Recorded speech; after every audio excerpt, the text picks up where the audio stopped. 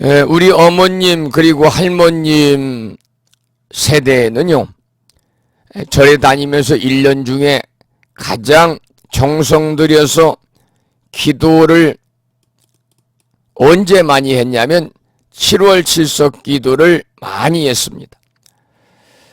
이 7월 7석 기도는 특히 자녀들의 무병장수를 기원하고, 그리고 칠성광 열애에게 정성스럽게 공양을 올려가지고 자손들의 무병장수, 자손들의 소원 성취, 액난 소멸, 간의 태평을 기원하는 기도가 바로 7월 7석 기도입니다. 여러분들 불심사에는 동참을 하지 않았지만 여러분들이 다니시는 제적사찰이나 가까운 인연사찰에 모두 다 7월 7석 기도에 동참을 하셨어야 됩니다. 자녀들을 사랑하는 마음이 바로 7석 기도에 동참하는 일입니다. 여러분 모두 다 동참하신 걸로 알겠습니다. 우리가 이제 7분의 부처님, 그래서 7질자, 으뜸원자, 별성자, 무리군자를 써서 7원 성군이라고 그럽니다. 그래서 도교에서 이제 건너온 것이 7석 기도입니다만, 도교에서는 칠성님이 인간들의 기륭화복을 관장한다고 그래서 북두칠성을 성군으로 모시고 있습니다만, 거기에 비해서 우리 불교에서는 7분의 칠성 열애님을 모시는 건데, 오늘 법화경 강의도 중요하지만 칠성날이니까요, 7분의 칠성 열애님들이 어떤 분인가에 대해서만 여러분들에게 좀 말씀을 드리고 법화경 공부를 하도록 하겠습니다. 우리가 칠원성군님이라는 말을 많이 합니다. 저도 오늘 문자 메시지를 보내면서 칠원성군님의 특별한 보살핌이 함께 하셔서 자손들이 모두 다 수명장수하시고 만사 여의 형통하시기를 기원드린다는 문자 메시지를 보내드렸습니다만, 칠원성군 우리가 정건을 하고 기도하면서도 정작 칠원성군이 7분의 열애가 어떤 분인지를 모르고 그냥 말로만 칠원성군을 찾는 것은 의미가 없어서, 오늘 또 이제 효양법회를 하고 법문 시간에 잠깐 말씀을 드렸습니다마는 처음 듣는 분들이 많다고 그러시더라고요. 우리가 이제 북두칠성 그럽니다. 북두 제1 운이통증열애입니다. 운이통증열애는 탐낭성군입니다. 그래서 자손들에게 만덕을 주는 부처님입니다. 북두 제2 광음자재열애입니다. 검은 성군으로 우리들에게 알게 모르게 다가오는 장애와 재난을 멸해 주시는 분입니다.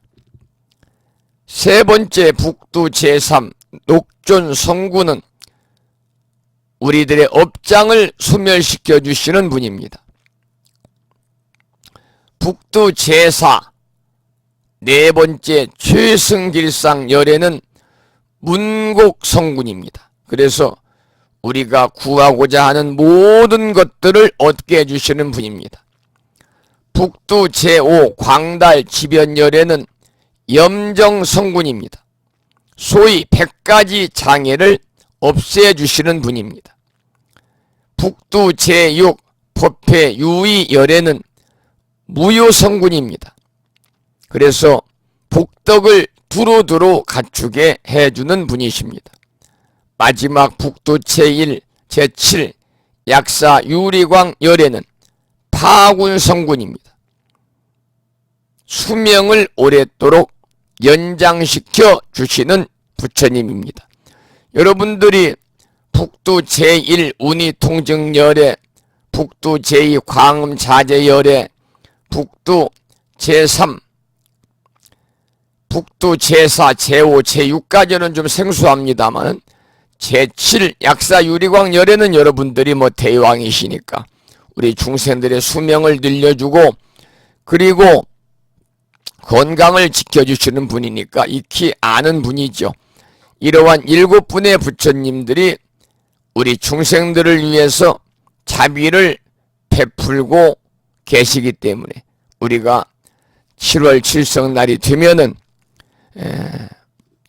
절에 가셔서 여러분들이 칠성님전에 7월 성구님전의 기도를 통해서 특히 자손들의 건강과 그리고 자손들의 질병에서부터의 그러한 벗어나서 오랫도록 수명장수하기를 기원하는, 그리고 소원을 성취하기를 기원하는 그런 날입니다마는, 결과적으로는 중생의 성부를 이끌어 주실 것을 기원하는 그러한 그 의미도 있다, 이런 말씀을 드리겠습니다. 오늘 우리 법우님들 모두 절에 가셔서 칠석기도에 동참을 하셨든지 또는 직접 동참은 못해도 오늘 평일이기 때문에 다니시는 절이나 제적사찰, 인연사찰에 칠석기도에 이렇게 동참하셔가지고 스님의 축원을 통해서 우리 법우님들 자녀분들의 무병장수, 부모님의 무병장수, 자손의 번영을 위한 기도와 함께 자신의 신행생활을 점검해서 잘못을 깨달아 앞으로 한 걸 없이 나아가는 우리 법우님이 되시기를 기도하는 그런 하루가 되시기를 부탁을 드리고, 이번 불심사 7월 칠석기도에도 전국의 원근각지에서 많은 분들이 동참을 하셔서 축원만 1시간 10분을 했습니다. 약 60분 축원을 했습니다만 뒤에 축원 카드가 2장, 3장, 많게는 5장까지 붙어 있기 때문에요. 1시간 10분을 쉬지 않고 3일 동안 축원을 하고 2시간 반씩 불공을 드렸더니 또 에어컨이 가동이 되는 데서 이렇게 하다 보니까 목이 많이 잠겼네요. 이번 불심사 7월 칠석기도에 동참해 주신 법우님들에게 감사드리고요. 7월 칠석기도 동참의 공덕은 분명히 있을 것입니다.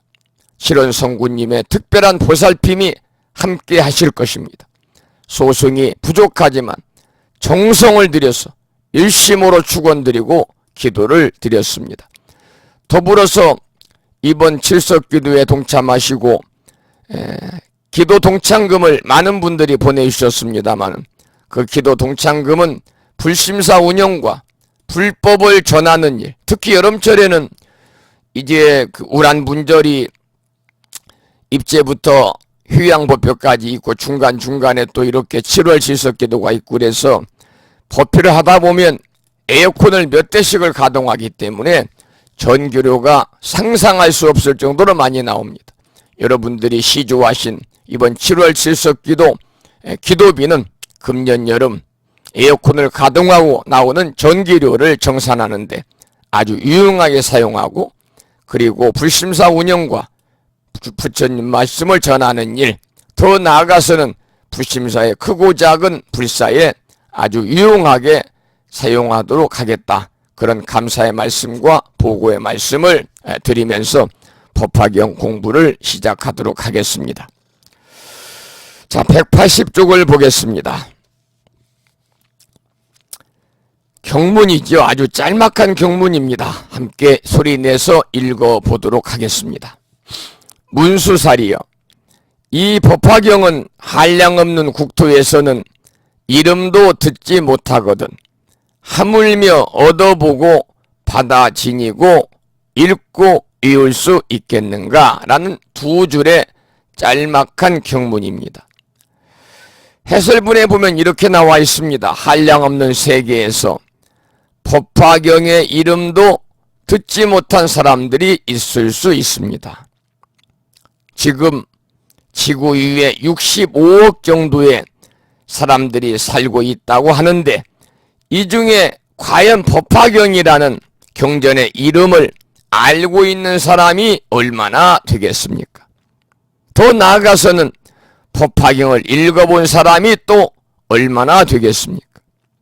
그 가운데서 법화경의 가르침을 공부해 본 사람은 얼마나 되겠습니까? 이렇게 생각해 보면 법화경이 일불승의 가르침을 담고 있는 줄 아는 사람이 불과 얼마 안 된다는 것을 알 수 있다 그랬습니다마는, 이 우리나라에서도 이제 제가불자 중에서 엊그제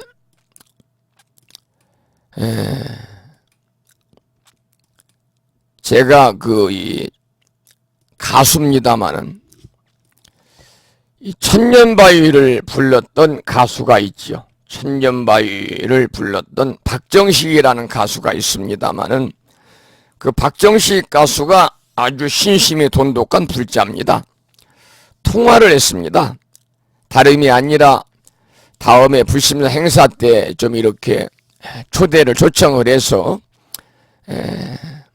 이분이 이제 부른 법화경의 노래가 28분까지 있다고 그래서 기회가 되면은 이분을 모시고 참불가를 좀 행사 때 좀 불러달라고 요청을 할까 하고, 이 소위 말하면은 이분을 모시는 데 들어가는 비용을 좀 알아보기 위해서 잠깐 상담을 했습니다마는 그분이 하시는 말씀이 보시금은 주는 대로 받겠습니다.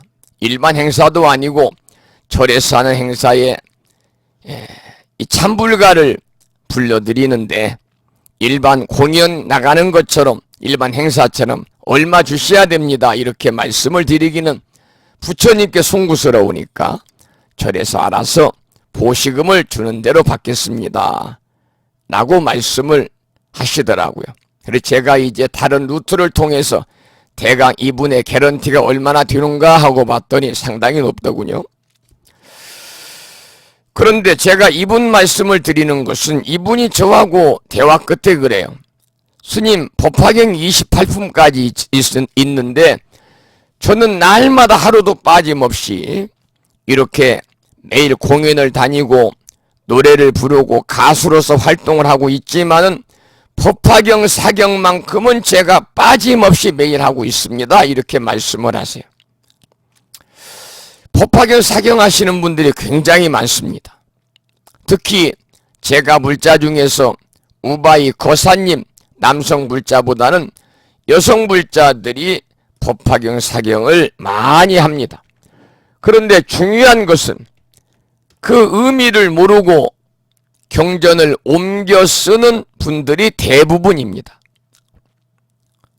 여러분들처럼 이렇게 체계적으로 2년 동안 법화경을 공부를 하고 사경하는 분들이 적다 이 말입니다.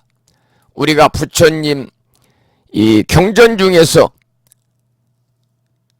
제일로 치는 법화경이잖아요. 그래서 우리가 이 법화경을 통해서 우리가 불교를 바로 알고 또 우리가 살아가면서 어떠한 가치를 추구하는 일에 한 걸음 올바르게 다가서는 계기가 될 수 있는 그런 부처님의 마지막 가르침, 대승경전의 꽃이라고 불리는 것이 바로 이 법화경입니다마는 여러분들은 그래도 전생에 많은 복을 지으셔서 부족하지만 소승의 강의를 통해서 법화경을 지금 8월 지금 오늘이 둘째 주 첫째 주 수업 시간입니다마는 8월까지가 지나면 이제 앞으로 14, 20일, 18 세 번 남았는데요.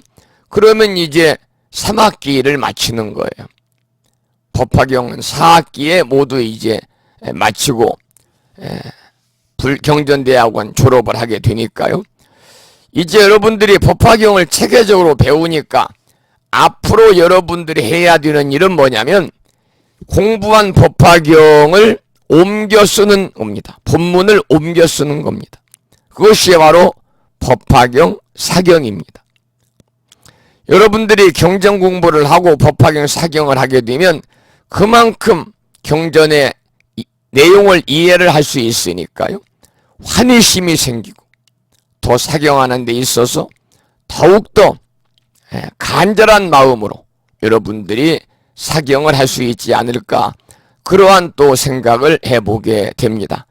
요즘에는 법화경도 원문 사경하는 분들이 없습니다. 한자로. 왜냐하면 전부 다 한글 시대를 살아오신 분들이기 때문에 모든 경전이 마찬가지입니다. 그래서 한글 법화경 사경을 하니까 지금 공부하고 있는 법화경 상권 이미 공부를 했잖아요. 그리고 하권도 오늘 180쪽 공부를 하고 있습니다. 여러분들 이 경전, 상공과 하권 내용이 굉장히 많습니다만 여러분들이 사경을 열심히 하셔서 신심이 더욱더 증장되시고 법화경 사경의 공덕은 신업, 즉 몸의 업장을 닦는 수행입니다. 나의 몸의 업장을 닦는 수행이 바로 법화경을 사경하는 공덕이기 때문에 여러분들이 자신의 업장을 닦게 되면은요, 모든 일들이 마음과 뜻대로 이루어집니다. 그러면 일상의 삶이 행복할 수밖에 없는 것이죠. 더 나아가서는 법화경 사경을 통해서, 법화경 가르침을 통해서 우리들이 지혜로운 삶을 살 수가 있고 진실한 부처님의 가르침이 담겨있는 경전이 특히 법화경입니다. 그래서 이제 진실한 가르침의 연꽃으로 불리는 묘법연화경, 이 법화경은 불교의 정수를 담고 있는 경전으로 이렇게 높이 칭송이 되고 있습니다. 바로 이제 그런 말씀을 하는 건데, 마지막에 보면은 이렇게 생각해 보면 법화경이 일불승의 가르침을 담고 있는 줄 아는 사람이 불과 얼마 안 된다 그랬는데요. 사경만 하면은 법화경이 일불승의 가르침을 담고 있는지, 일불승의 가르침이라고 하는 것은 무엇인지 하는 것을 제대로 알고 사경하는 사람들이 별로 없습니다. 여러분들 우리가 일불승, 일승이라고도 하지 않습니까? 여러 차례 짤막짤막하게 제가 설명을 드렸습니다만, 일불승은 일승이다, 승자는 탈승자를 쓰는데요. 우리가 이제 화엄교학에서 화엄경을 일승원교라고 합니다. 화엄경을 일승원교라고 할 때의 그 의미와는 일승이 다릅니다. 일불승은 법화경에서 전에도 말씀을 드렸습니다만 회삼귀일인, 즉 삼승은 모두 일승으로 돌아간다는 의미가 바로 일승, 일불승입니다. 삼승은 모두, 삼승은 뭡니까? 성문연각 보살입니다.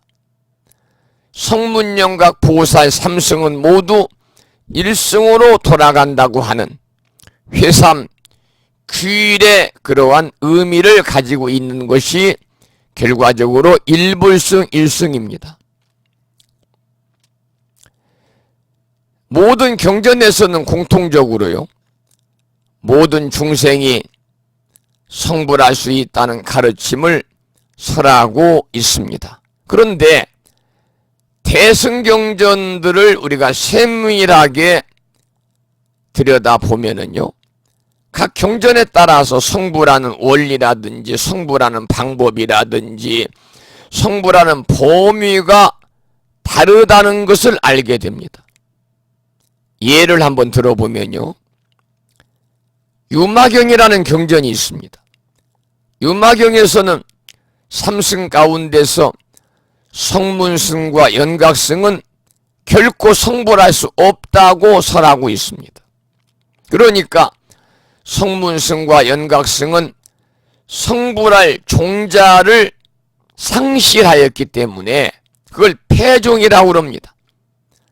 폐종. 옛날에 노무현 대통령께서 이렇게 이제 돌아가시고 나서 그 노무현 대통령을 지지했던 가까운 사람들이 우리들은 폐족이다 그랬잖아요. 같은 말입니다. 이것은 폐종입니다. 폐종.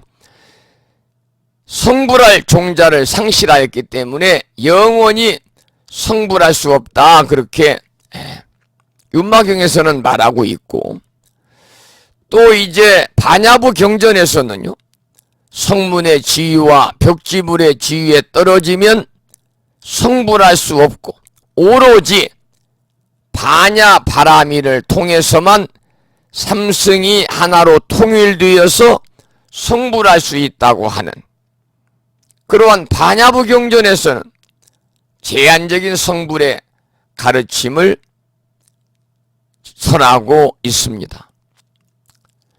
한편 일부 대승불교에서는 일천제는 성불할 수 없다고 주장을 합니다.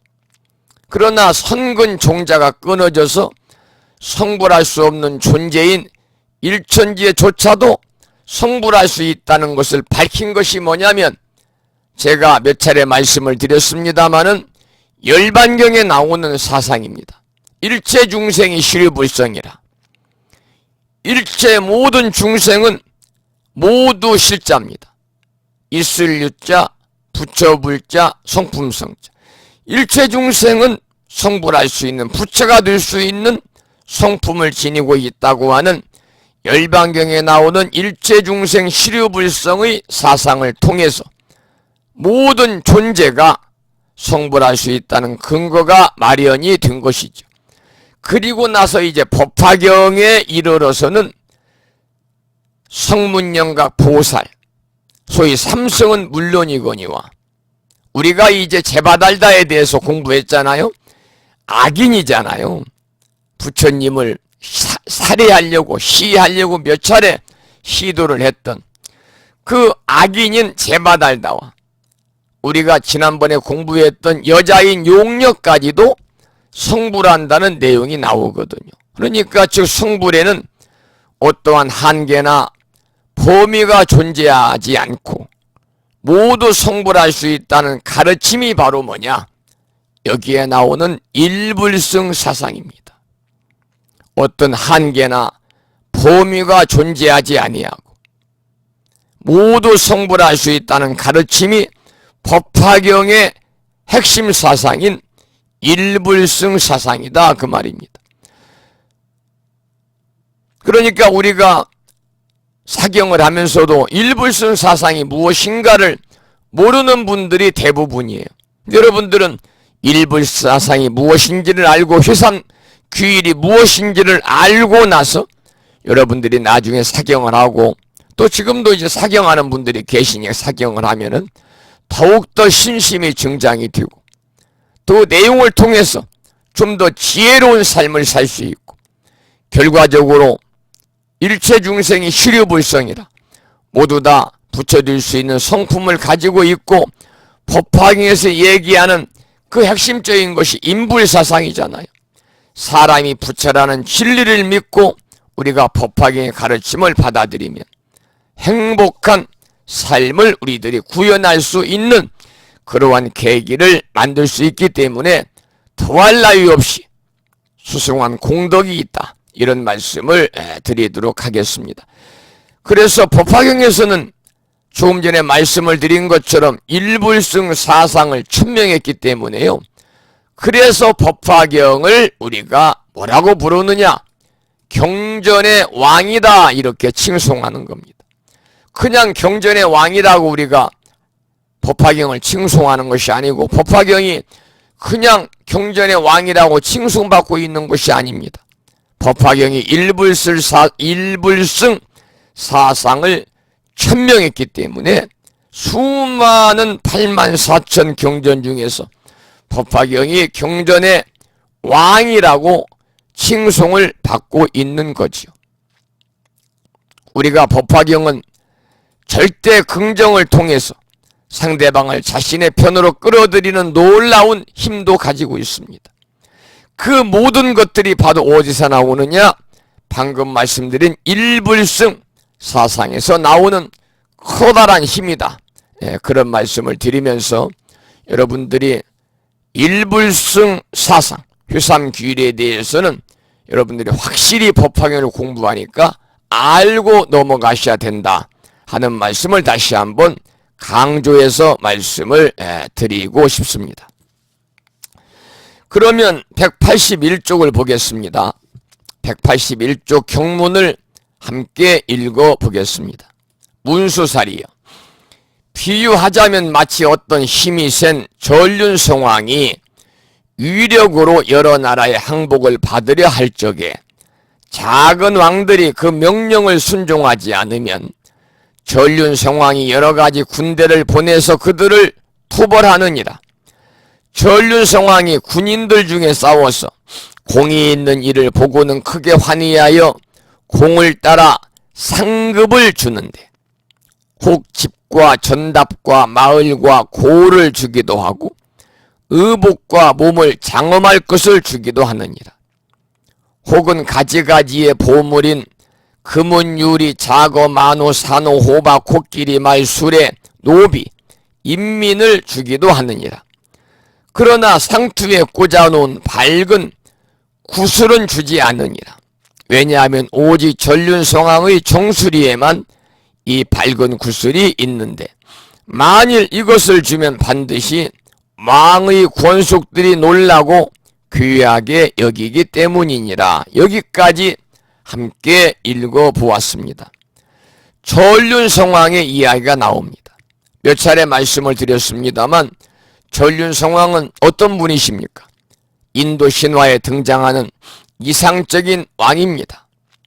무력을 사용하지 않고 정의로 수미산의 사방에 있는 내 대륙을 다스린다고 그럽니다. 그런데 중요한 것은 전륜성왕도 부처님처럼 30 이상이 갖추어져 있어요.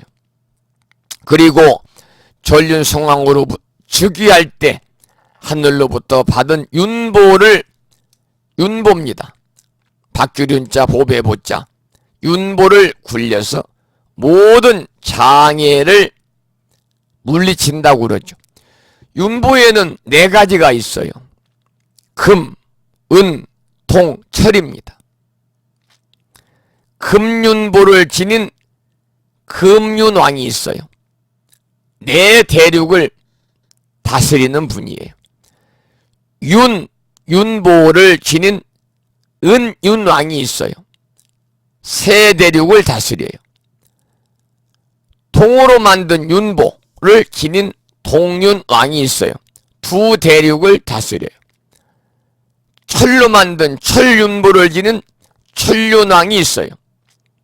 1 대륙만 다스립니다. 그래서 불교에서 부처가 갖추고 있다는 32가지 뛰어난 신체적인 특징, 즉 30 이상은 전륜성왕이 갖추고 있는 신체의 특징을 채용한 것이다 하는 것을 여러분이 여기서 알고 전륜성왕을 이해를 하시면 좋겠습니다.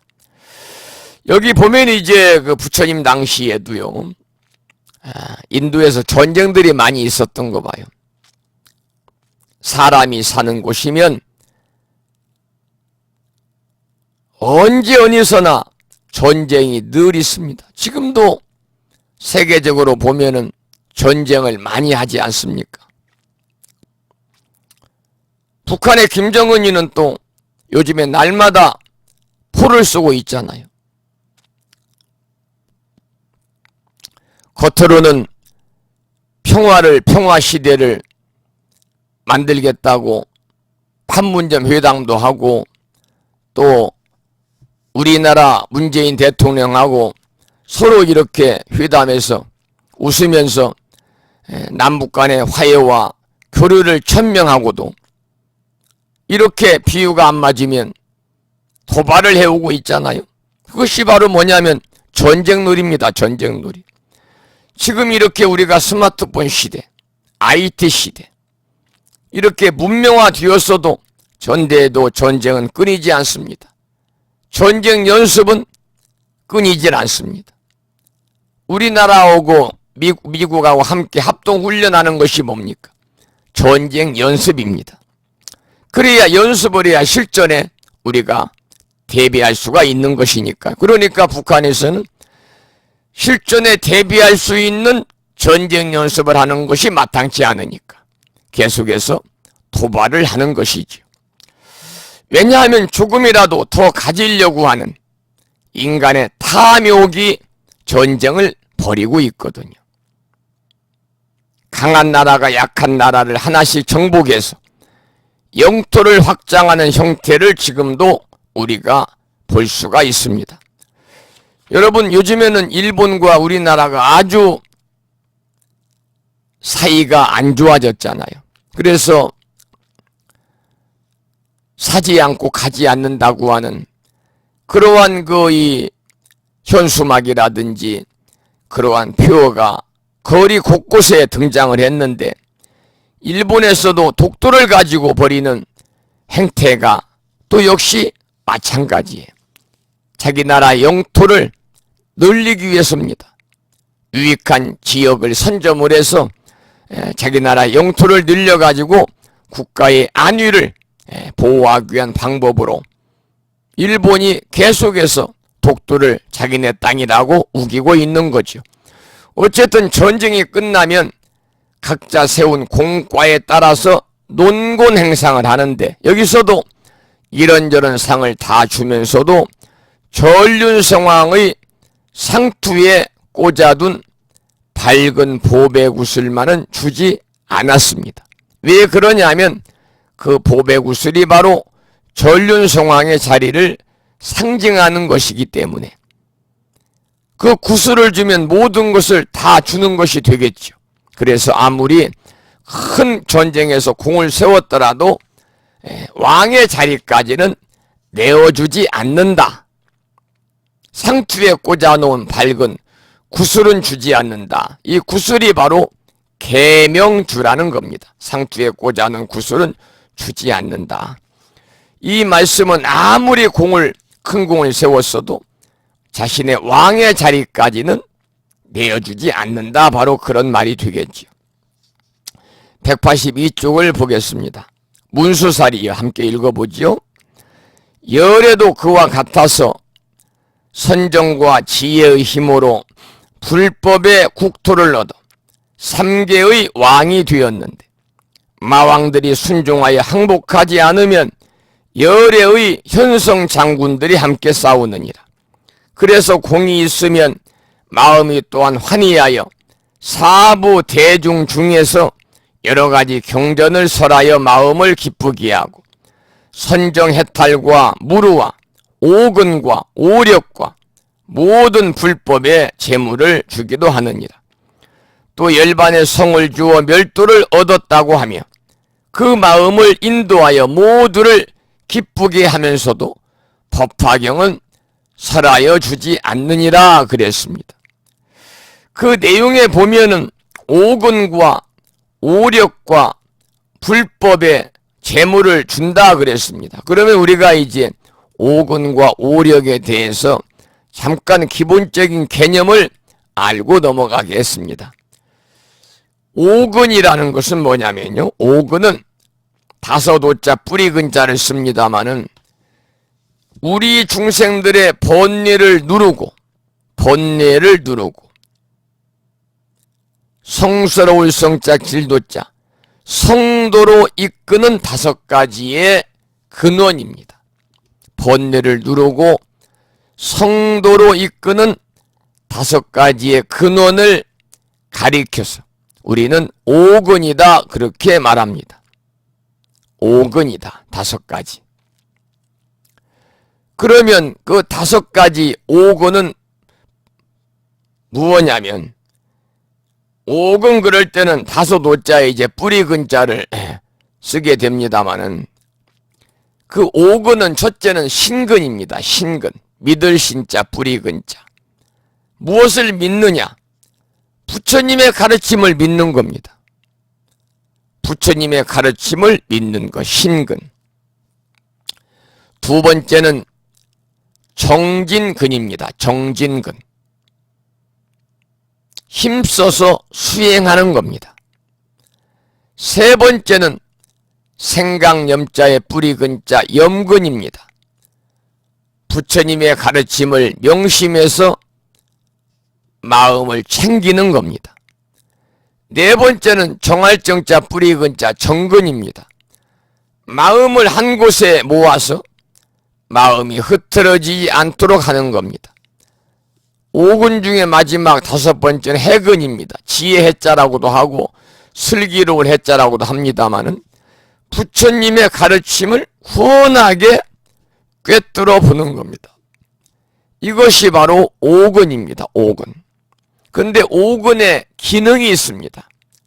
첫째는 제가 신근이라고 그랬잖아요. 부처님의 가르침을 믿는다 그래서 믿음의 기능이 있어요. 두 번째는 제가 정진근이라고 그랬죠. 힘써 수행한다 그랬습니다. 그러니까 노력의 기능입니다. 세 번째는 염근이라고 그랬죠. 생각염자 뿌리근자 부처의 가르침을 명심해서 마음 챙김이라고 그랬는데 바로 이제 알아차림, 사티, 알아차림의 기능입니다.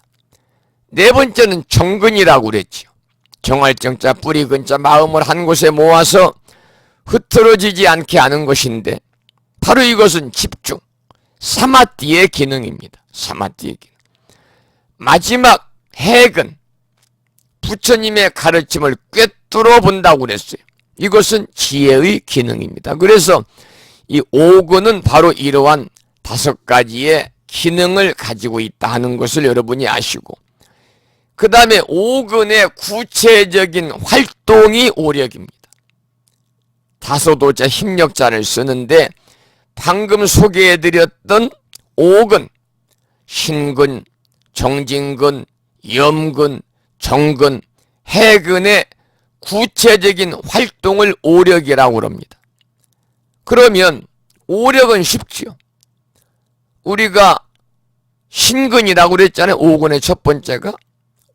그러면 오력의 첫 번째는 신력입니다. 신력, 믿음의 힘입니다. 믿음의 힘. 우리가 오근의 두 번째는 정진근이라고 그랬죠. 그러면 근자 대신 힘력자를 쓰면 뭐가 되겠습니까? 정진력입니다. 노력의 힘입니다. 오근의 세 번째는 염근이라고 그랬죠. 생각염자의 뿌리 근자인데 생각염자의 힘력자를 써서 염력입니다. 그래서 알아차림의 힘입니다. 소위 사티의 힘입니다. 사티, 알아차림의 힘. 오근의 네 번째는 정근이라고 그랬잖아요. 마음을 한 곳에 모아서 흐트러지지 않게 한다.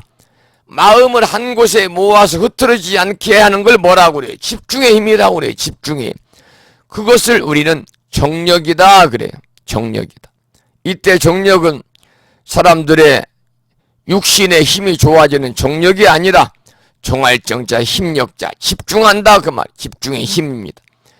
그리고 오근의 마지막 해근이라고 그랬잖아요. 부처님의 가르침을 꿰뚫어 보는 것이다 그랬는데 오력의 마지막은 해력입니다. 해력, 지혜 지자, 지혜 해자입니다.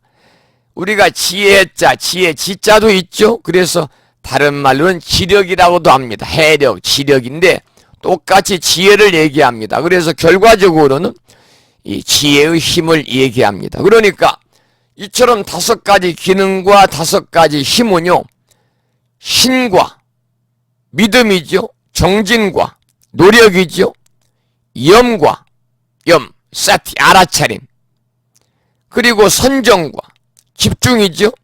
그리고 지혜라고 하는 5가지 요소들로 구성이 되어 있지만은 이 둘은 서로 다른 역할을 한다. 이렇게 말씀을 드리겠습니다. 여러분들이 여기 나오는 내용 중에서 오근과 오력에 대해 잠깐 설명을 좀 해드렸습니다.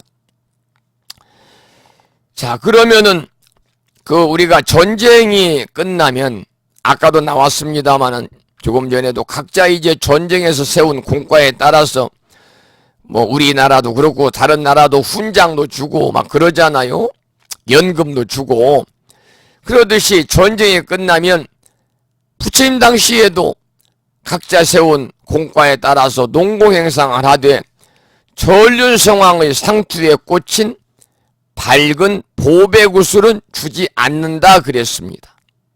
조금 전에 공부했지요. 왜 그러냐면 아무리 큰 공을 세웠더라도 전륜성왕의 그러한 상투에 꽂힌 그런 계명주 보배구슬을 준다는 것은 왕의 자리를 내어준다는 거니까 결과적으로 전륜성왕의 상투에 꽂힌 밝은 보배구슬은 주지 않는다 그랬어요. 그와 마찬가지로 부처님께서는 우리 사부 대중들에게 가르침을 설해서 기쁘게 하시고 방금 제가 설명드린 오근이나 오력이나 그리고 열반까지도 상으로 주시지만 법화경만은 설하시지 않으셨다 그랬습니다. 왜 그러느냐? 법화경은요 인불사상이라고 그랬죠. 그리고 일불승의 가르침이 핵심이라고 그랬어요. 그러니까 법화경은 모든 사람이 곧 부처라고 하는 일불승의 가르침을 담고 있기 때문에 법화경을 설해 주면은 바로 부처님 자리까지 중생들에게 내어주는 것과 같았기 때문이다. 그 말이에요.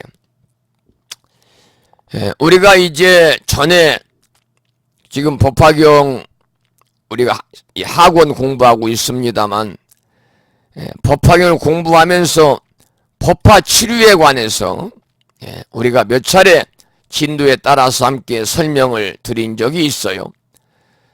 예를 들면은 화택류라든지 궁자유, 약초유, 화석류, 그리고 의주유.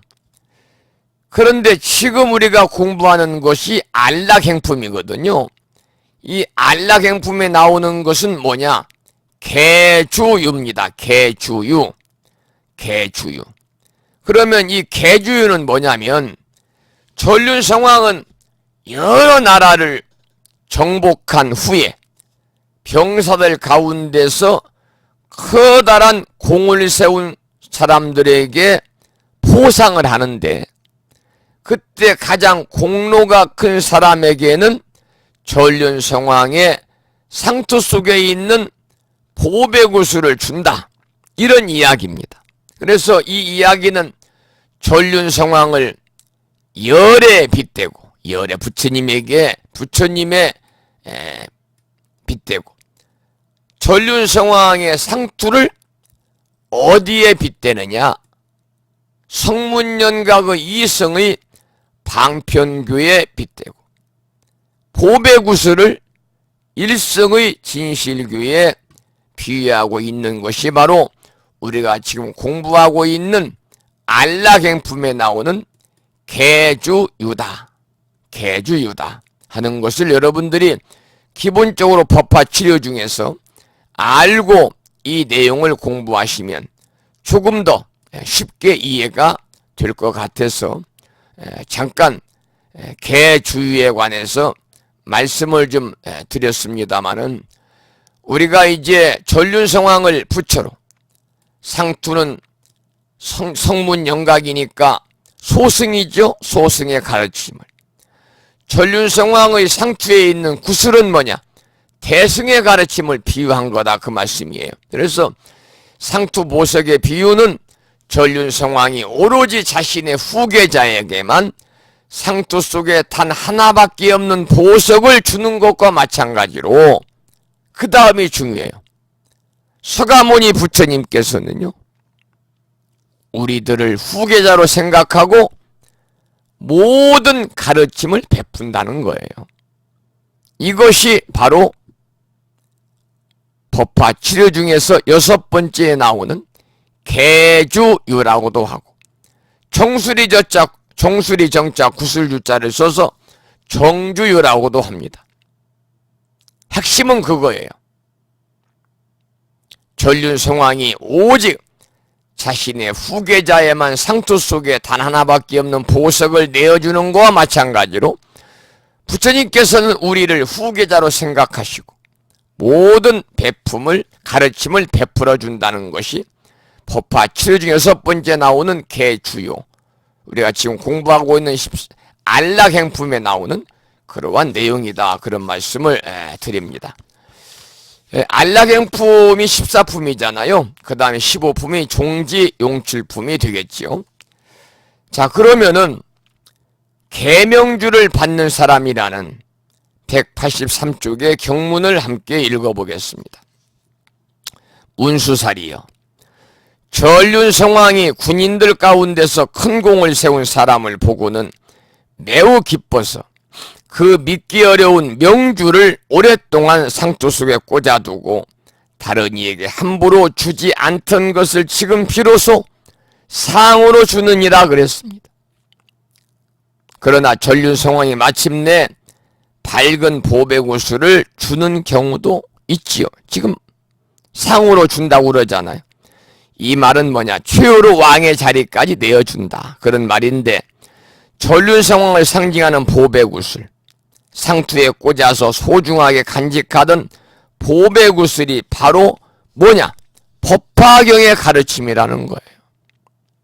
보배구슬이 법화경의 가르침이다. 그래서 왜 그러냐면 법화경은 바로 부처님을 상징하는 경전이기 때문에 그래요. 그러니까 법화경을 설한다는 것은 결과적으로 무슨 말씀이냐면 모든 사람들이 부처라는 사실을 인정하고 보증하는 것입니다. 여러분들이 법화경을 공부하면요, 모든 사람이 부처라는 진리를 믿고 받아들이고 그렇게 우리가 행을 하고 살아야 됩니다. 우리가 아르마리로 머리에다만 법화경의 이 경전 강의를 담지 마시고요.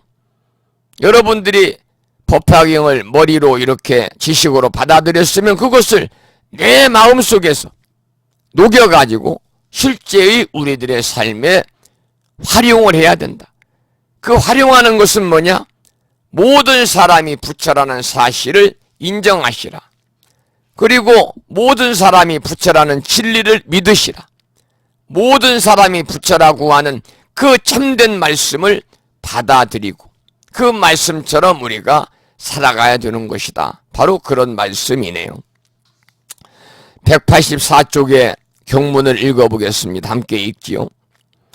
열애도 또한 그와 같아서 삼계의 대법왕으로서 바른 법으로 모든 중생들을 교화하다가 현인 성인의 군사가 오마, 번뇌마, 사마와 싸워서 큰 공을 세워 삼독을 멸하고 삼계에서 뛰어나 마의 그물을 깨뜨리면 그때 열애도 크게 환희하느니라.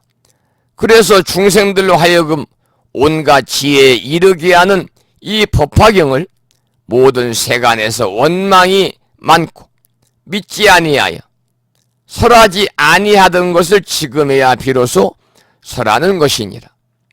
문수살이여, 이 법화경은 모든 열애의 제일 훌륭한 말씀이니라. 여러 가지 말씀 가운데서 가장 깊은 것이어서 끝에 가서야 일러주는 것이니라. 마치 저 힘이 센 왕이 오래 보호하던 명주를 지금에야 주는 것과 같으니라. 문수살이여, 이 법화경은 모든 부처님 열애의 비밀한 법장으로 모든 경전 가운데 가장 으뜸가는 것이니라. 긴긴 밤 동안 수호하고 망령뒤 설하지 않던 것을 오늘에야 비로소 그대들에게 널리 펴서 설하여 주는 것이니라. 우리가 본문에 보면은 두 번째 줄, 세 번째 줄에 오마, 번뇌마, 사마가 나와요. 잠깐 이 마에 관한 말씀을 조금 설명을 드리고 넘어가도록 그렇게 하겠습니다. 마에 관한 말씀을 조금 설명을 좀 드리도록 하겠습니다. 번뇌마, 네 가지 마입니다. 네 가지 마인데 여기는 세 가지만 나왔거든요.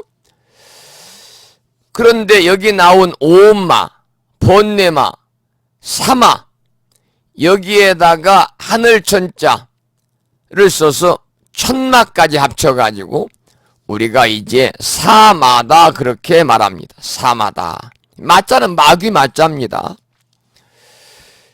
여기서 이제 우리가 이 마라고 하는 것은 뭐냐면 범어로는 마라입니다. 마라. 마라를 줄인 말이 마입니다. 그래서 마귀 마자를 한문으로 쓰는데 이 말은 장애자, 장애자. 그 다음에 죽일 살자, 사람 자자, 살자. 죽자의 반대의 말이 아니라 죽일 살자입니다. 죽일 살자. 살이 날 때 살자. 그 다음에 악자로 번역이 되는데, 몸과 마음을 요란케 해서 선한 법, 부처님의 참된 진리의 말씀인 선법을 방해하고 소위 수도에 장애가 되는 것을 마라고 그럽니다. 수도에 장애가 되는 건 마. 그래서 우리가 기도할 때도 그 기도에 방해가 되는 걸 마장이라고 얘기하지 않습니까? 마의 장애다 그 말입니다. 마의 장애다. 마장이라는 것은 마귀의 장애다.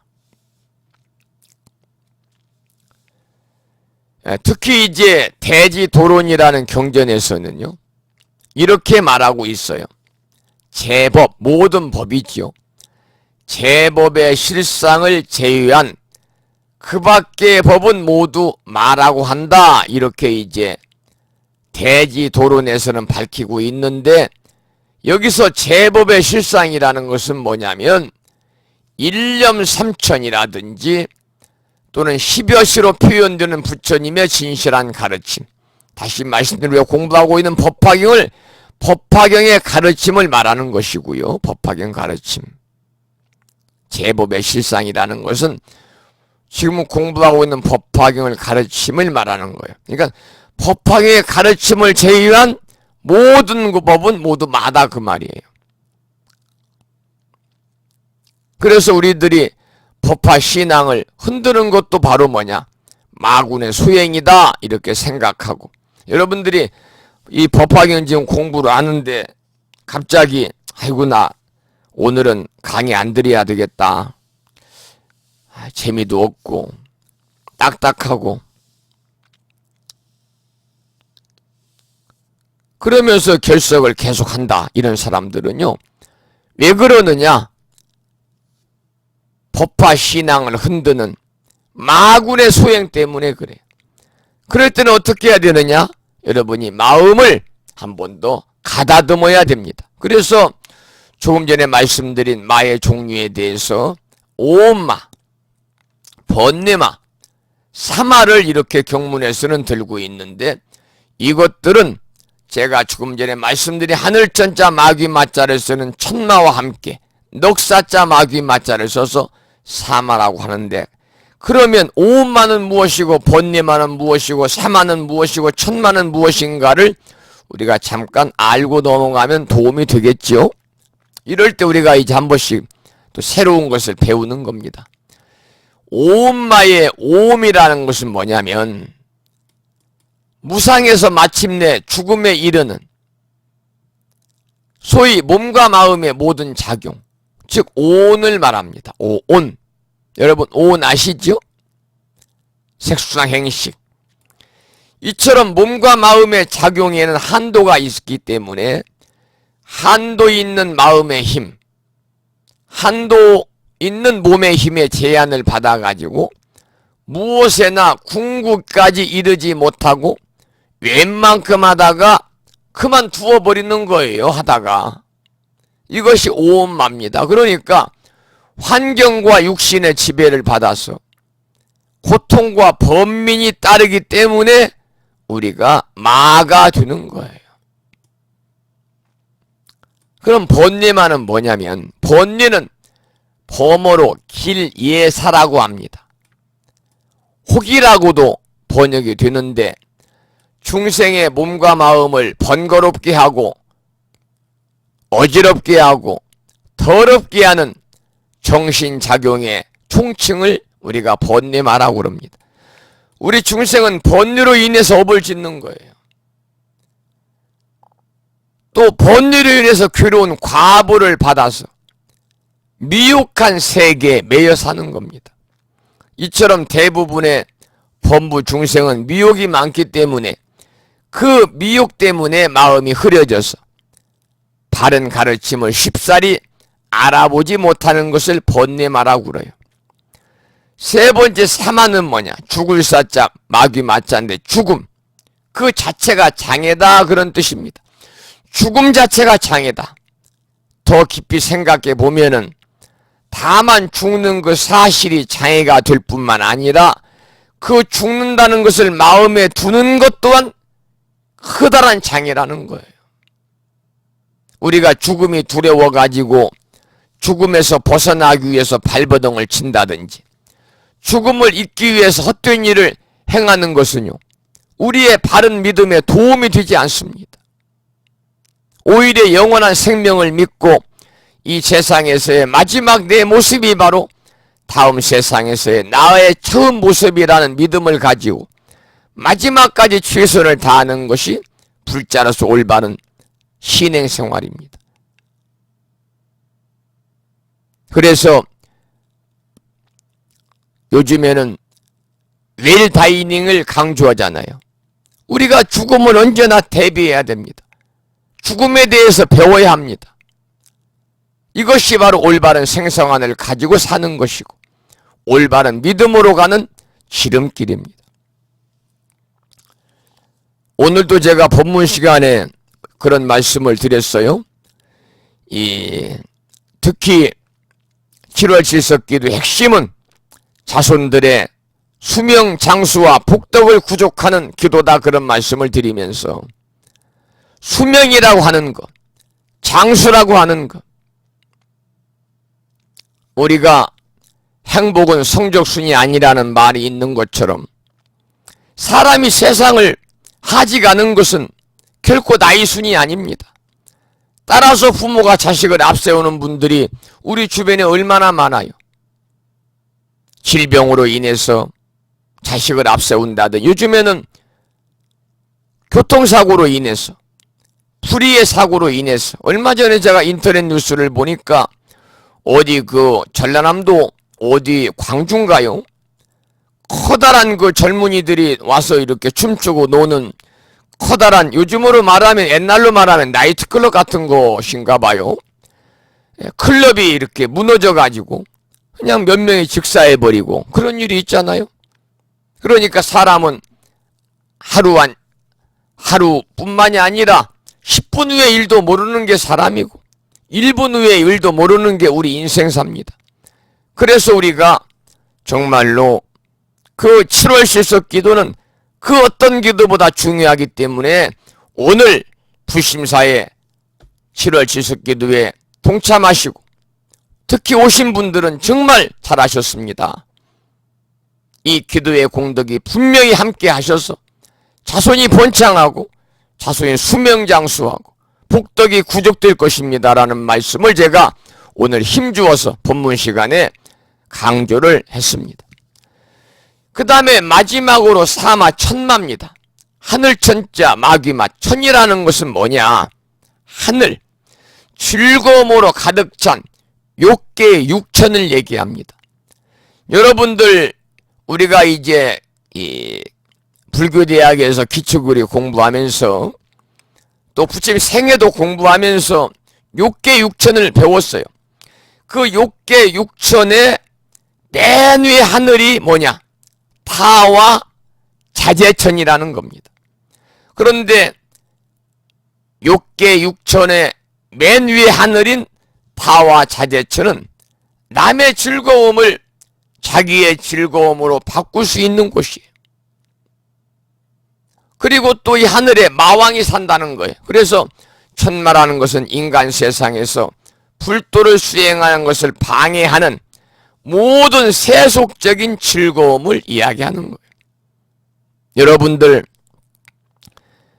꼭 우리가 이렇게 무슨 타와 자재천만 얘기해야 해서 천마가 아니라, 여러분들이 절에 가서, 오늘 수요일이잖아요. 그래서 오늘 저녁 때 친구들 모임이 있어가지고 저녁 공양을 했어요. 한 6시 정도 하고 이제 7시에 마쳤어요. 공양을 마치고. 나는 다른 친구들이 오늘 2차 가자, 한잔하고 노래방 갑시다, 가서 우리 시원한 곳에서 노래 한 곡씩 부르고 우정을 쌓읍시다. 그렇게 친구들이 말할 때, 아니 나는 오늘 집에 일찍 가야 돼, 7시 반까지. 그래야 수업 준비하고 8시부터 무창보 불교대학 경전대학원에서 법화경 공부를 해야 돼 라고 했을 때, 그 중에 친구 한 명이 엉뚱한 소리 하는 분들이 계세요. 야, 뭐 법화경인가 뭔가는 모르지만은 그 불교 공부한다고 밥이 나오냐, 쌀이 나오냐, 돈이 나오냐, 이렇게 얘기를 했다면 이 사람이 천마다 그 말이에요. 왜?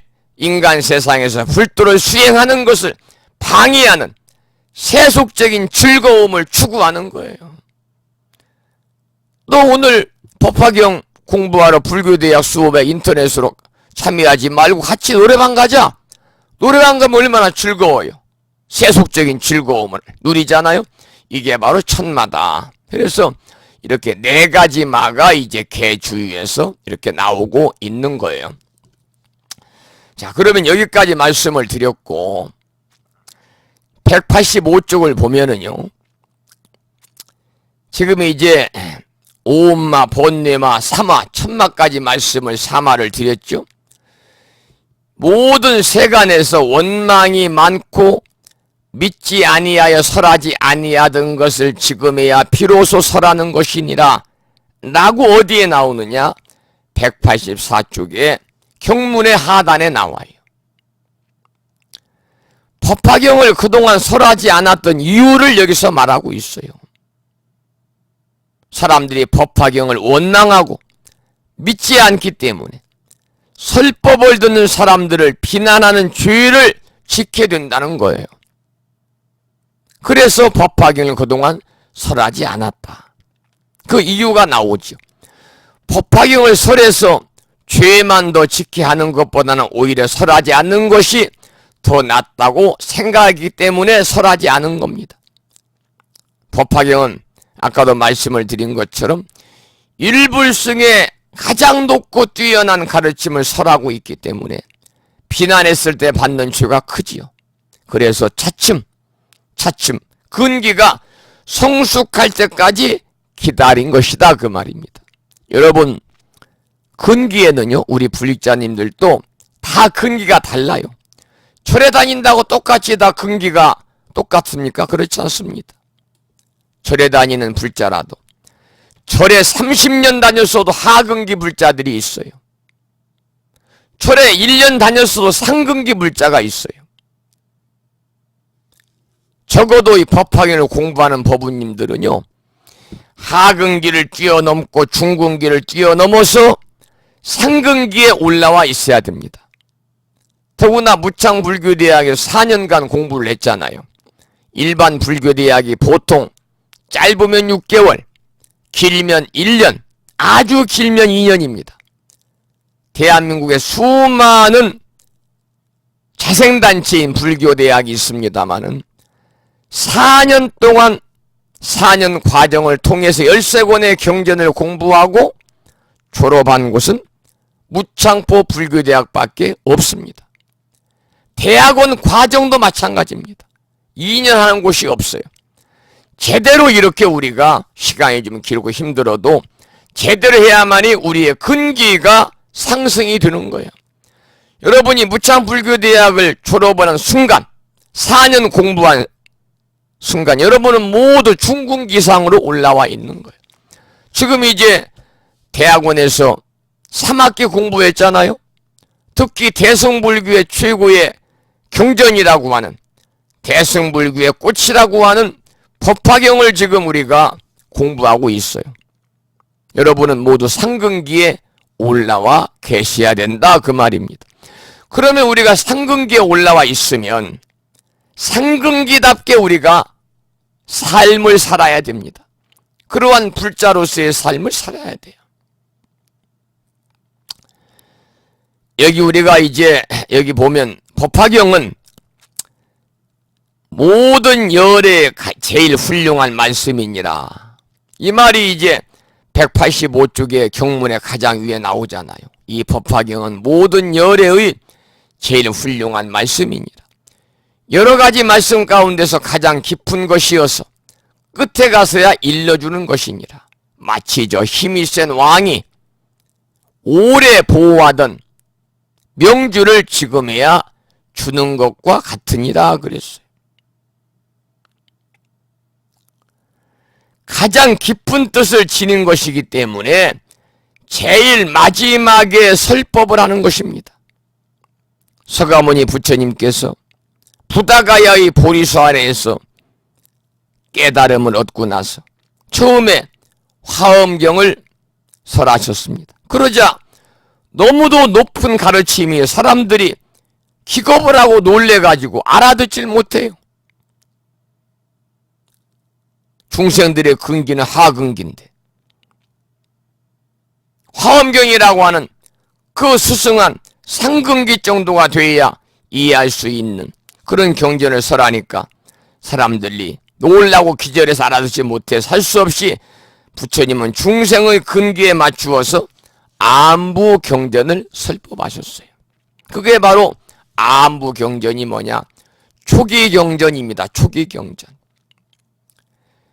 여러분들 아침 방송을 빠짐없이 듣는 분들은 암경에 대해서 공부를 요즘에 꾸준히 하고 계십니다. 왜냐하면은 한 권으로 있는 빨리 경전이라고 하는 안부 경전, 서가모니 부처님의 생생한 육성의 법문을 경상북도 영주시에 사시는 그 공직생활하고 계십니다마는 거르지 않고 오랜 세월 동안 경전의 말씀을 법보시해 주시는 법관거사님의 공덕으로 우리가 안부경전을 공부하고 있어요. 맞지마니까야, 쌍유따니까야, 안구따라니까야. 우리가 장하암경, 중하암경, 자바암경, 증일아암경을 우리가 이제 공부하고 있는데 이것이 초기경전이에요. 그래서 부처님께서 처음에 깨달음을 얻고 나서 가장 먼저 설했던 것이 바로 안부경전이에요. 무려 12년 동안 안부경전을 설하시면서 사람들의 근기가 조금씩 성숙해지는 것을 보시고 나서 이 정도면은 방등부 경전을 설해도 되겠다. 그리고 8년 동안 방등부 경전을 설하셨어요. 그리고 그 다음으로 반야부 경전을 21년간 설하셨어요. 그리고 가장 마지막 열반에 드시기 전 8년간 지금 우리가 공부하고 있는 법화경을 설하신 거죠. 그래서 법화경은 부처님께서 열반을 앞두고 하신 유언과 같다. 그 정도로 귀한 가르침이 담겨있는 경전이 바로 법화경이다. 바로 그런 말씀입니다. 자, 이제 지금까지 공부한 내용을 개송으로 거듭 공부하는 밝히는 내용을 읽어보겠습니다. 186쪽입니다. 가장 밑에 경문이죠. 이때 세존께서 이 뜻을 거듭 펴시려고 개송으로 말씀하셨습니다. 항상 인욕을 행하고 모든 중생들을 불쌍히 여겨야 부처님이 찬탄하시는 이 경전을 설할 수 있느니라. 미래의 말세에서 이 경전을 지니는 이는 집에 있거나 출가했거나 보살이 아닌 이에게까지 자비한 마음을 내야 하느니 이런 이들이 이 경전을 듣지 못하고 믿지도 않아 큰 손실을 입느니라. 내가 불도를 얻어서 여러 가지 방편으로 이 법을 설하여 그 가운데 머물게 하느니라. 여기 보면 모든 행의 근본이 되는 것이 인욕행이다 그랬습니다. 그래서 육바라밀 중에서도 보시, 지계 세 번째가 인욕 바라밀이잖아요. 보시, 지계, 인욕, 정진, 선정, 지혜잖아 육바라밀이요. 모든 행의 근본이 되는 것, 수행의 근본 인욕행입니다. 모든 행입니다. 수행뿐만이 아니라 우리가 인욕하고 살면요 사건 사고가 나질 않아요. 여러분들 요즘에 보면은 아름다운 뉴스보다는 우울한 뉴스들이 뉴스에 메인을 채우고 있잖아요. 아내가 남편을 살해하는 경우도 있고요. 자식이 부모를 돈 때문에 살해하는 페류나도 있고요. 전부 다 인욕행을 못해서 그러는 거예요. 그래서 모든 행의 근본이 되는 것이 인욕행위다. 인욕행위다. 요즘에 특히 이제 무슨 뭐 성추행이니 성희롱이니 뭐 이런 것도 바로 인욕을 못하기 때문에 그러는 거예요. 그래서 사찰에서 신행생활 하다가 자원봉사할 때 온갖 종류의 사람들을 상대하게 두는데 감사한 마음으로 친절하게 응대해주는 사람도 있지만 이것저것 요구하면서 까다롭게 구는 사람도 있죠. 나를 거스리는 사람들을 대하는 첫 번째가 뭐냐? 첫 번째 자세가 인욕이다 그 말입니다. 그래서 우리가 부처님 말씀을 전하리 할 때는 정말 중요한 것이 인욕정진이 필요하다. 인욕정진. 인욕이라고 하는 것은 어느 누구도 참을 수 없을 정도의 그러한 모욕도 참아내는 겁니다. 속을 부글부글 끓면서 참아내면 화병 걸려요. 그것은 인욕수행이 아니에요. 중생을 불쌍히 여기는 마음에서 나오는 거예요. 인욕의 자세는. 아무리 나쁜 사람이라도 미워하지 않고 오히려 나쁜 행동을 하는 사람을 불쌍하고 측은하게 생각하는 것이 바로 인욕의 자세입니다. 우리가 악행에서 벗어나지 못하는 것이 얼마나 불쌍하고 가엾습니까? 그런 이유로 법화경이 지니는 이는, 법화경을 짓는 이는 자비심을 내야 된다 그랬는데, 여러분은 모두 다 법화경을 지니고 있고 법화경을 공부하는 법화행자들이기 때문에 무엇보다도 여러분들은 자비심을 지니셔야 됩니다. 자비심을 가지셔야 됩니다. 측은지심을 여러분 가져야 됩니다. 그리고 수호지심을 가져야 되고 사양지심을 가져야 되고 시비지심을 가져야 됩니다. 이것을 우리는 뭐라고 그러느냐? 사단입니다. 사단. 도덕적인 네 가지의 감정을 얘기하는 겁니다. 우리 인간의 본성에서 우러나오는 마음씨를 얘기하는 겁니다.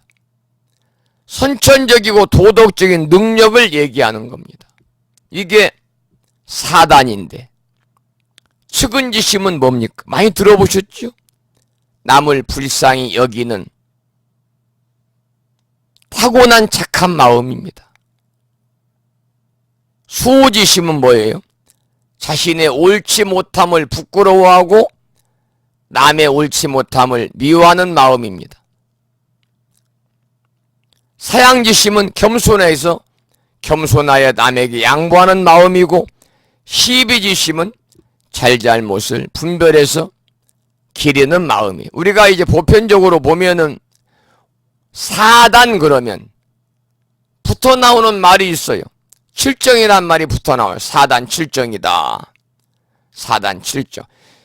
이 칠정이란 말은 중용에 나오는 말인데, 기쁨, 노여움, 슬픔, 두려움, 사랑, 미움, 욕망을 얘기하는 거예요. 그러니까 칠정은 인간의 마음을 세분화해서 7가지로 나눈 것이죠. 우리가 사단 칠정에 관해서 좀 여러분이 아시면 되겠다, 그런 말씀이 생각이 들어서 말씀을 드렸고, 이 특히 법화경을 지니고 공부하는 사람들은 무엇보다도 자비심을 가져야 됩니다. 자비심을 스스로 도출시키고 내야 됩니다. 자비심에는 사랑하는 마음, 그리고 불쌍히 여기는 마음이 포함돼요. 자자는 사랑자자잖아요. 비자는 슬플 비자입니다. 그래서 자는 사랑하는 마음이요, 비는 불쌍히 여기는 마음이니까 자비심에는 사랑하고 아끼는 마음과 불쌍히 여기는 마음이 포함이 된다. 그런데 왜 자비심을 내야 되느냐? 법화경의 가르침을 듣지도 못했고 설사 들었다 하더라도 믿지 못하는 손해가 크기 때문이다 그 말입니다. 다른 사람들과 같은 인생을 살면서도 법화경의 가르침을 믿지 못하는 손실이 참으로 크기 때문에 우리는 그들을 측은하게 여겨야 된다. 이게 바로 측은지심이잖아요. 아무리 돈이 많고 아무리 지위가 높아 떵떵거리고 사는 사람이라도요, 진정으로 법화경의 사상, 일불승과 회삼규율의 사상을 이해하지 못하고 알지 못하는 사람의 삶은 결코 보람이 없는 삶입니다. 여러분, 명예나 재물, 권세 다 물거품처럼 언젠가는 사라질 허망한 것입니다. 영원하지 않습니다. 그러나 부처님의 깨달음은요, 영원합니다. 우리의 삶을 영원히 고통에서 벗어나게 해주는 겁니다. 그래서 모든 사람이 다 같이 행복할 수 있는 법화경의 가르침을 널리 펼치고자 한다면 우리가 아끼고 사랑하며 불쌍히 여기는 그러한 자비심을 우리들이 가지고 살자. 바로 그런 말씀을 이 경전에서는 하고 있는 거지요.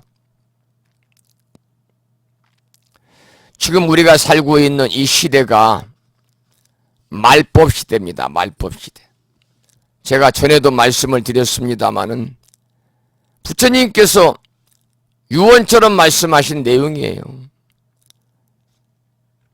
사후에 부처님 사후 1000년이 정법 시대예요. 부처님이 돌아가신 사후 1000년부터 2000년까지는 상법 시대예요. 상법 시대. 2000년 이후에는 말법 시대다 그랬습니다. 그러면 우리가 석가모니 부처님은 당신의 그 돌아가신 후에 멸후라고 그러잖아요. 속존 멸후의 시대를 이렇게 삼시라고 그래서 떼시잡니다.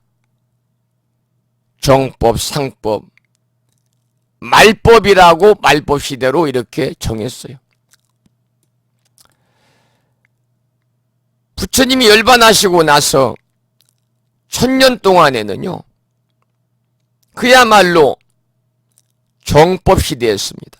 부처님 말씀하신 바를 충신히 따르고 서로 가르치고 닦고 모두가 깨달음을 증득하는 그런 시기였어요.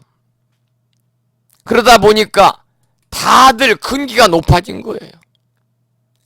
그리고 정법이 널리 선양되고 바른 법을 가르치고 바른 법을 배워서 깨달음을 증득하고 부처님의 참된 진리의 선법이 널리 퍼지는 시대였죠. 그러다 보니까 깨달음을 이루는 증득한 사람들이 많이 나오는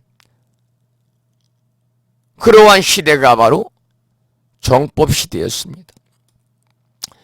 부처님은 또 부처님이 인멸하신 후에 1000년부터 2000년까지는 상법 시대다.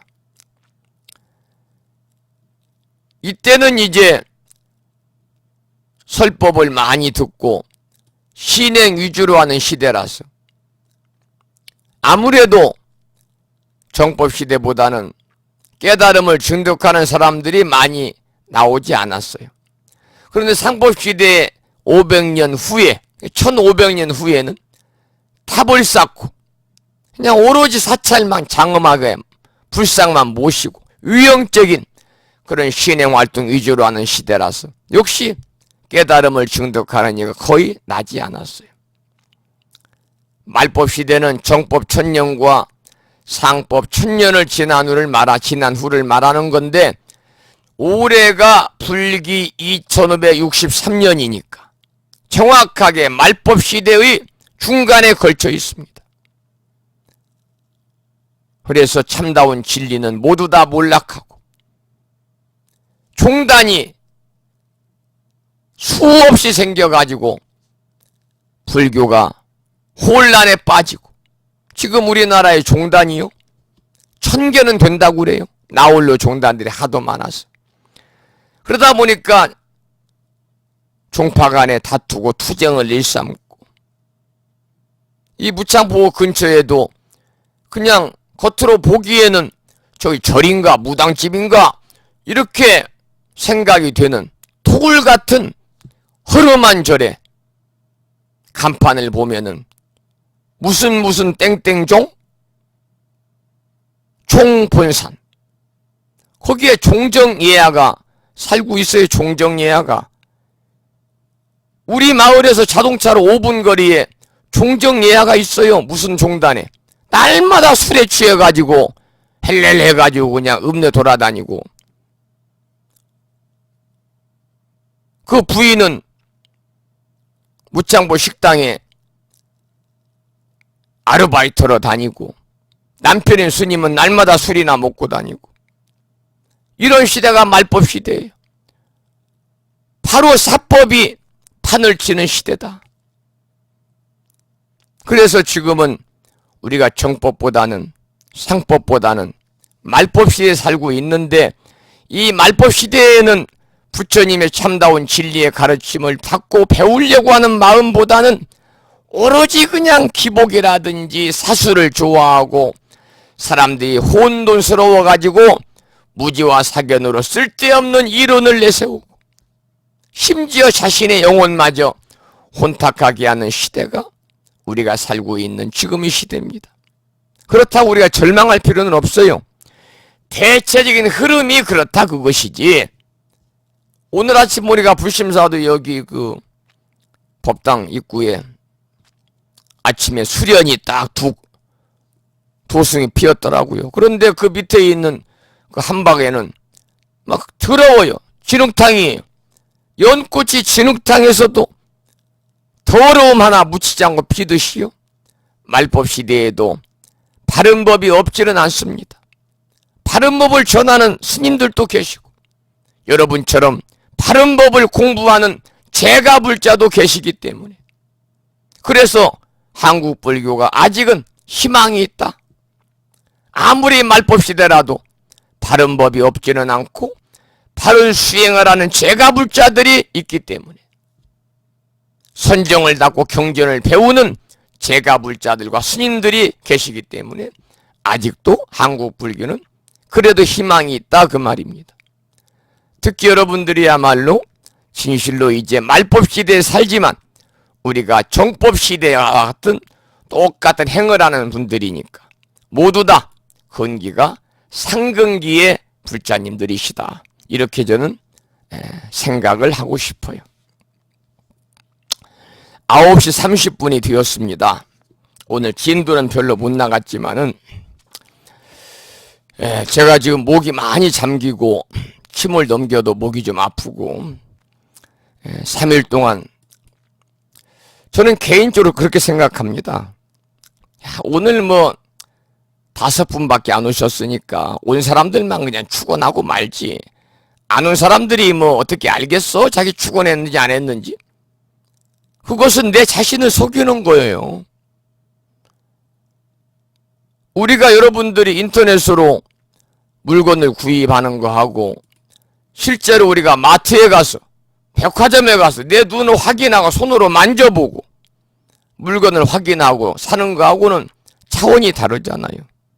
물건을 안 보고 사게 되면 정말 똑같은 물건이 올까? 좋은 물건일까? 정품일까? 이런 걱정도 생기거든요. 그런데 불심사에 법회에 직접 오지 않아도 이렇게 출석불공 기도에 동참해 주신 분들이 많이 계시잖아요. 이분들은 뭐냐? 첫째는 불심사를 믿고, 두 번째는 성종이라고 하는 승려를 믿기 때문에 기도에 동참하고 없는 일상의 그러한 경제활동 속에서도 십시일반으로 불심사 운영에 도움을 주기 위해서 보시금을 자율적으로 하신다 그 말이죠. 그러면 저는 개인적으로 그분들을 위해서 최대한 정성을 들여서 일심으로 축원을 하더라도 간절하게 한 분 한 분 불명을 부르고 이름을 부르고, 저는 축원 카드면 다 압니다. 이분은 지금 어떤 현상이고 이분의 소원은 뭐고 이분을 위해서는 무엇을 축원해야 되고 알기 때문에 그것을 뭐라고 그러느냐? 맞춤형 축원이다 그럽니다. 이건 제 얘기입니다. 제 얘기. 그런 맞춤형 축원이란 말이 불교 사전에 나오진 않고요. 그냥 제가 만든 말이에요. 맞춤형 축원을 하고 있습니다. 그래야 그 축원에 공덕이 있다 라고 저는 개인적으로 생각을 합니다. 그래서 여러분이 믿고 이렇게 이제 불심사를 믿고 크고 작은 기도에도 참석하시고 크고 작은 불산 행사에도 참석하시고 이렇게 눈에 보이진 않지만 인터넷을 통해서 우리가 부처님 가르침을 공부하는 것도 우리들의 밑바탕에는 신뢰가 깔려있기 때문에 그런 겁니다. 서로 우리가 믿음을 가지고 앞으로 남은 기간 동안 열심히 우리들이 탁마하면서 부처님의 가르침을 통해서 정법을 우리가 배우고 배운 정법을 아는 만큼 전하는 그러한 불자의 삶을 살아가시기를 부탁을 드리겠습니다. 부처님의 은혜에 가장 우리가 보답할 수 있는 길은 부처님 말씀을 전하는 일입니다. 그것이 전법이요, 그것이 포교입니다. 여러분들이 배운 만큼, 아는 만큼이라도 단 한 줄이라도 사람들에게 전해서 모든 사람들이 함께 우리가 부처님 제자로서의 삶을 살아갈 수 있도록 그러한 인연을 만들어주는 것도 불자로서의 커다란 책임감이요, 의무요, 수승한 공덕을 쌓는 일이다라고 생각을 하고, 여러분들 지금 매주 월요일 아침마다 제가 문자 메시지를 보내드리면서 마지막에다가 항상 첨언에서 보내는 말이 있죠. 유튜브에서 불심사나 성종스님을 검색해 보십시오. 무창보 불교대학에서 강의한 음원을 들으시면 여러분 체계적으로 불교 공부를 할 수 있습니다. 그런 말씀을 드리는데, 다른 사람들에게 유튜브를 통해서 엉뚱한 이상한 것들이 많이 올라오잖아요. 막 보수 진보할 것 없이 서로 잘났다고 난리피고 뭐 요즘에는 무슨 송가인이가 뜬다는가 어쩐다는가 그래가지고 그 노래도 나오는데 다 좋지만 거기에 불심사를 치면요, 제가 강의한 음원이 오늘까지 몇 개 올라가 있느냐? 152개가 올라가 있습니다. 화엄경, 약찬계 12위까지가 올라가 있어요. 내일 올리면 13위가 마지막, 그 다음에 이제 금강경 23위까지 올라가겠습니다만, 이렇게 유튜브에 주소를 알려주고 거기에 가서 한번 들어보십시오. 체계적으로 공부할 수 있습니다라고 구원선하는 것도 바로 여러분들이 부처님의 은혜에 보답하는 커다란 전법이요, 그리고 포교다, 이런 말씀을 드리면서 오늘 수업을 마치도록 하고요. 1시간 35분 동안 함께 공부했습니다마는 제 목이 지금 많이 잠겨가지고 목소리가 탁한 가운데 이렇게 늦은 밤까지 강의를 들어주셔서 진심으로 고맙다는 말씀을 드립니다. 앞으로 더욱더 수업 준비도 열심히 하고 아는 만큼 여러분들에게 정성껏 함께 공부한다, 내가 가르친다, 이런 생각이 하지 않습니다. 함께 공부하는 도반으로서의 그러한 역할을 충실하게 해 나갈 수 있도록 더욱더 부단히 노력하겠다는 그런 말씀을 드리면서, 오늘 그냥 강의를 마치기가 좀 서운하니까 꽃들이 만발한 이곳에라는 노래가 있어. 이 법화경을 노랫말로 만든 노래라고 그래요. 꽃들이 만발한 이곳에, 야운의 노래를 한 곡 들으면서 저는 강의 마칠 준비를 하고, 이 노래 끝나면은 오늘 공부한 그런 음원을 다시 준비해서 올려놓도록 그렇게 하겠습니다. 하고 있는 법화경을 노래한 야운의 꽃들이 만발한 이곳에라는 노래를 함께 들었습니다. 9시 42분입니다만 늦게 출석하신 분들이 계셔서 출석 점검을 좀 하고 그리고 마치겠습니다. 제주특별자치도 서귀포시에 살고 계시는 금촌 거사님 출석하셨습니다. 인천광역시에 살고 계시는 무아버 버부님 출석하셨습니다. 서울에 살고 계시는 무아행 버부님 출석하셨습니다. 제주특별자치도 서귀포시에 살고 계시는 원력화 버부님 출석하셨습니다. 제주특별자치도 서귀포시에 살고 계시는 일심화 버부님 출석하셨습니다. 서울에 살고 계시는 도심거사님 출석하셨습니다. 오늘 결석은 인경화 버부님, 그리고 인천의 천진화 버부님은 2달 동안 결석하시는데 중단라고 하셨는지 모르겠네요. 천진화 버부님 아시는 분은 한번 연락을 하셔서 함께 강의를 들을 수 있도록 이렇게 권선해 주시기를 부탁을 드리도록 하겠습니다. 여러분, 밤이 깊었습니다. 그리고 요즘에 열대야도 있습니다. 저도 지금 에어컨을 틀어놓고 오늘 여러분과 함께 수업을 했습니다만 후덥지근하고 에어컨 바람이 나오는데도 덥습니다. 여러분, 건강한 저녁 드시고요. 편안히 주무시기 바랍니다. 지금까지 무창보 불교대학 불심사에서 진어 성종이었습니다. 법부 여러분, 오랜 시간 동안 고생하셨고요. 안녕히 주무십시오. 고맙습니다.